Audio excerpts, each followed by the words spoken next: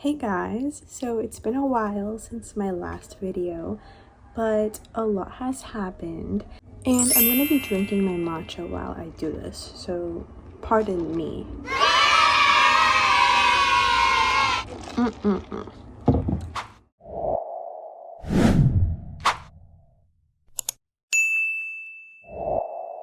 I'm not gonna go into depth about everything that's happened to me the past few months or so. Thank God.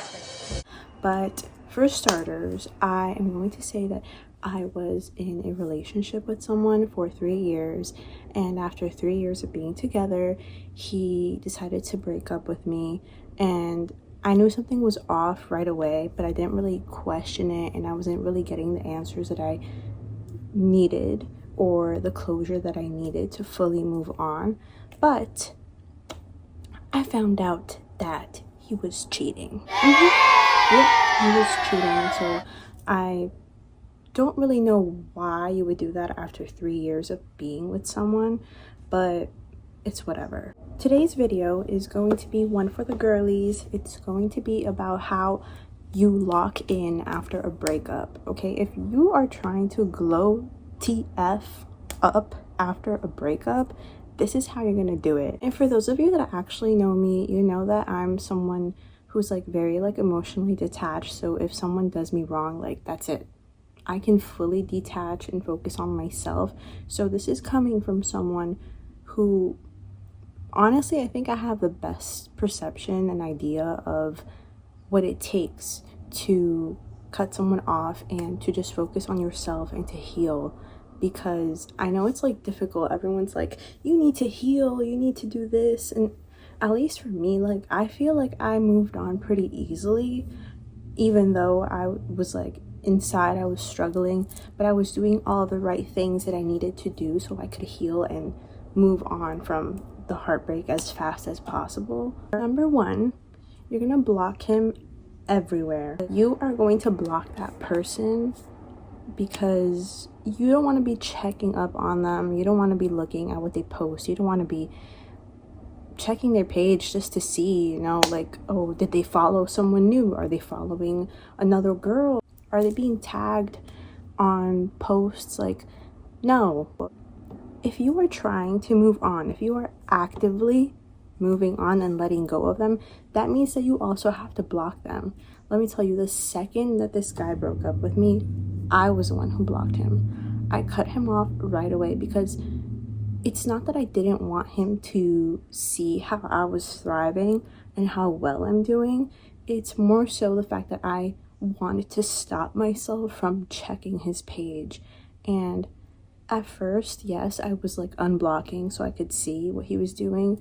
But then after a few weeks, I was like, you know what, like I need to stop doing this. After some time, I stopped that and I was able to just keep him blocked. All right, now that you've blocked him, number two, you need to ghost him. Okay, I know it's like kind of goes like hand in hand, but I blocked this dude and I was still like getting signs of him, of like his presence, of being like in the same circle, because he was like logging into my Netflix account even though he was blocked. So I was like, why are you logging into my Netflix account and using my account even though I blocked you when you broke up with me? I don't know. To me, that kind of screams loser, pathetic, broke. Like, you should have thought about it better before you broke up with me. You should have gotten your own Netflix account. So even though I did the first step and I blocked him, I was still getting like signs of him, you know, logging into my stuff. All right, guys, get this. Even though I blocked him, he literally went into my Dunkin' Donuts account and used my reward. Like he didn't redeem a reward, but he scanned it so he would like start getting points or like give me points. But I was like, nah, we're gonna end that right there, because there's no way that you are going to break up with me, cheat on me, first of all, break up with me, and then farm points for me. Like, Like, what is this? Are we playing some farming game where like you have to like farm points to buy a lot of land or to build more tomatoes? Like, no. So I had to put an end to it, and I did reach out and tell him, please stop farming points for me, you pathetic loser, because you cheated on me. Like, I know you cheated on me. I know you lied to me. Stop using my Dunkin' account. Thanks. Don't call me. Don't come by my house. And I think I got to a point where like I managed to like avoid all interaction with him, like viewing his stuff, him viewing my stuff, and him like logging into my stuff. Like, I changed all my passwords and everything was silent. So I officially went into ghost mode. There was no interaction going on between him and me. Like, that's pretty much it. Third piece of advice: you are going to go to therapy, or if you can't afford or don't have access to therapy, please find someone that you can talk to. And I mean, this has to be like a close friend, but it has to be like a friend who isn't going to judge you, who's actually going to let you talk about things, because you need that space to actually verbalize everything that you're feeling and going through.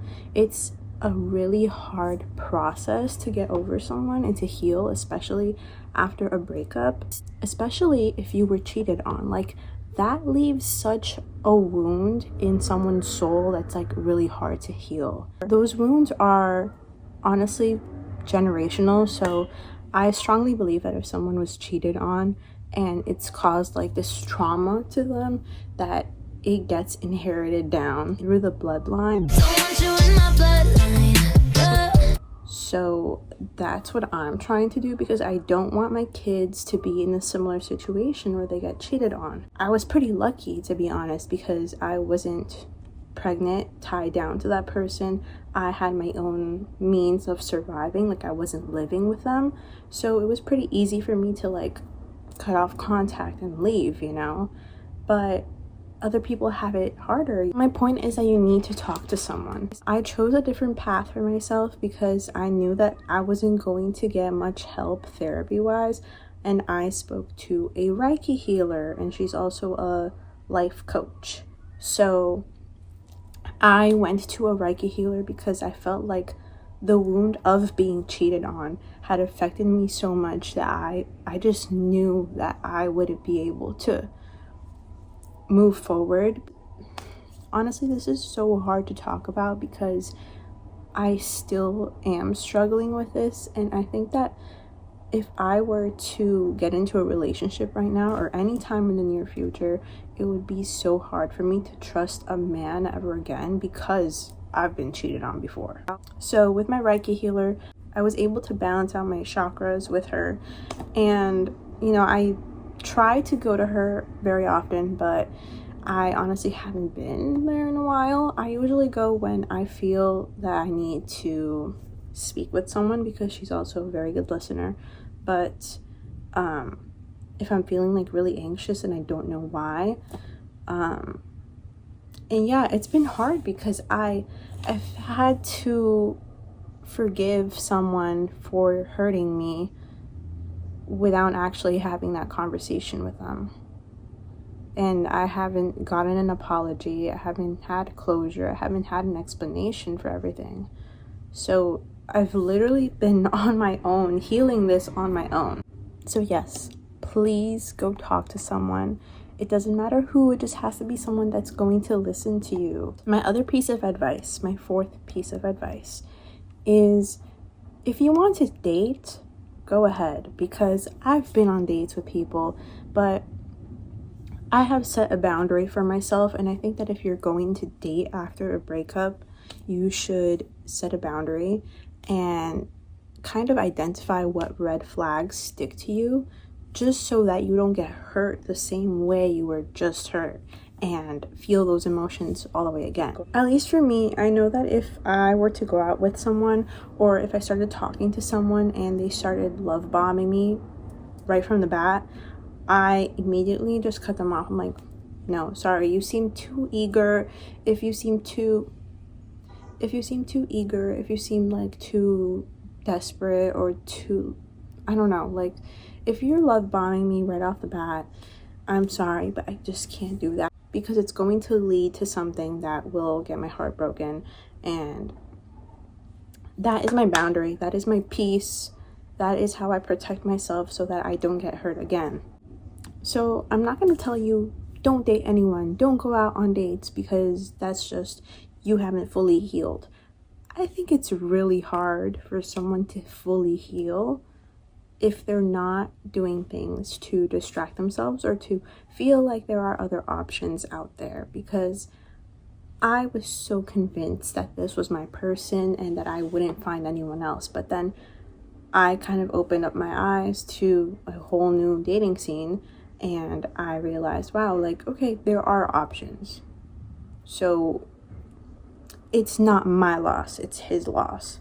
Sorry. Let me tell you, there are some fine men out there. Some fine men. And I was settling for a guy who looked like a troll.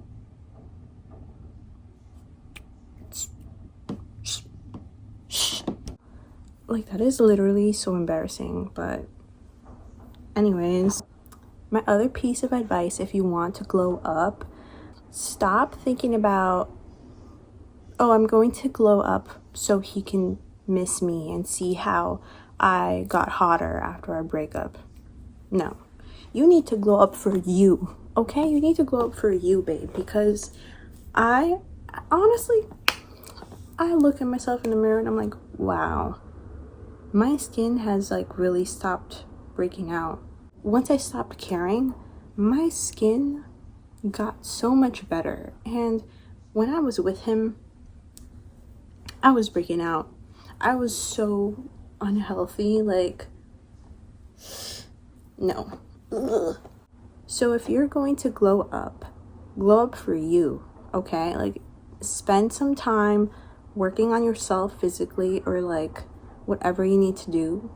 If you want to, I don't know, if you want to lose weight, then like hit the gym, but like hit the gym for you, okay? Like hit the gym because you want to feel good, because you want to feel refreshed, because you want to feel energized.